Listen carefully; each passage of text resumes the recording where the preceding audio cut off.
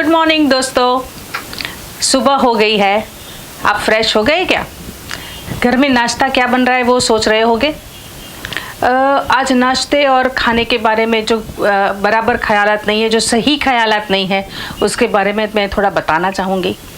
पहले तो सबके घरों में सुबह में पराठे बनते थे। अभी आप भी सोचो, आपके घर में पराठे बनते क्या? देसी घी खाया जाता था। अभी लेटेस्ट ट्रेंड ऐसा हो गया है कि घी नहीं खाना चाहिए।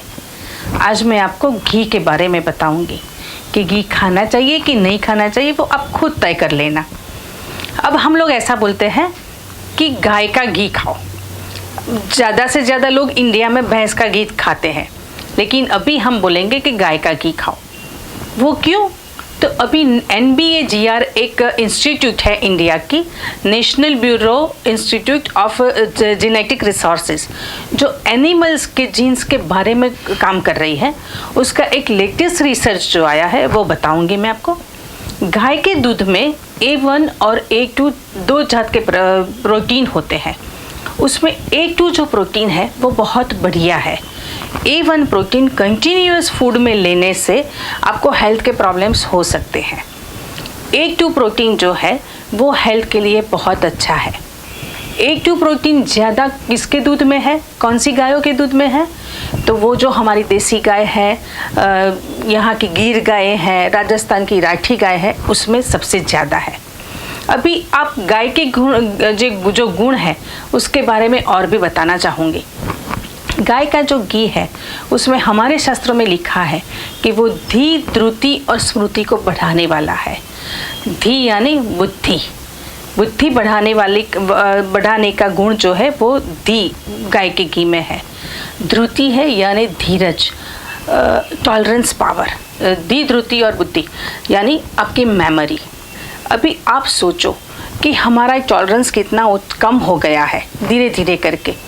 हमारे में विवेक बुद्धि कम हो रही है। हम गुस्सा बहुत जल्दी आ जाता है हमें। आजकल की मम्मियाँ बहुत आती है कि उनको ये बेटे को या बेटी को याद नहीं रहता है, उसकी मेमोरी के लिए कुछ करो। तो हम बोलते हैं आपके घर में गाय का घी खाते हो? तो बोलते कि नहीं, हम नहीं खाते। तो वहाँ मैं बोलती हूँ कि यहाँ से शुरुआत करो। गाय का घी खाने में बच्चों को दो तो उनकी बुद्धि भी बढ़ेगी, उनका टॉलरेंस बढ़ेगा, उनकी मेमोरी बढ़ेगी तो आपको कोई कंप्लेन नहीं होगी। गाय के घी का एक और बहुत बढ़िया सा गुण है रक्षोघ्न यानी रक्षण करने की उसमें क्षमता है। कहाँ से रक्षण किस तरह से करेंगे?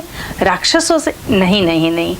यहाँ राक्षसों का इंटरप्रिटेशन इस तरह से करते हैं कि हमारे आसपास के एनवायरनमेंट में, वातावरण में जो वायरस है, जो हमारी हेल्थ को बहुत इफ़ेक्ट करते हैं, वो वायरस को कम करने के लिए उसको नाश करने की कैपेसिटी ये गाय के घी में है। कैसे? तो हम ऐसा बोलते हैं जो ये यज्ञ होते हैं, तो यज्ञ में ये चीज़ होती है, गाय का गोबर है, गाय का घी है, गाय का दूध है, वो सबको बना के जो यज्ञ करते हैं उससे जो धुआं पैदा होता है दैट इज़ मास इम्यूनाइजेशन का काम करता है। वो एक बहुत बड़ा स्केल पे इम्यूनाइजेशन का काम होता है। हम लोग ऐसा बोलते हैं कि घर में छोटे स्केल पे भी आप कर सकते हो। जहाँ पे भी बहुत वायरल इन्फेक्शंस हो रहे हैं उनके घर में हम बोलते हैं कि आप धूप करो। धूप करने का रिवाज बहुत पहले तो सबके घर में था, अब धीरे धीरे कम हो रहा है। तो हम बोलेंगे कि आप फिर से शुरू करो। गाय का घी डाल के उसका जो गोबर होता है वो है, फिर आप गूगल डाल सकते हो, नीम के पत्ते हो तो भी डाल सकते हो, लुबान डाल सकते हो। इस हिसाब से आपके घर के वातावरण की तो शुद्धि होने ही वाली है। वायरस और वो सब तो नाश होने वाला है, लेकिन इसमें एक पवित्रता होती है, शुद्धि होती है। उसके हिसाब से आपका मन भी काफ़ी पवित्र, शांत और शुद्ध रहता है।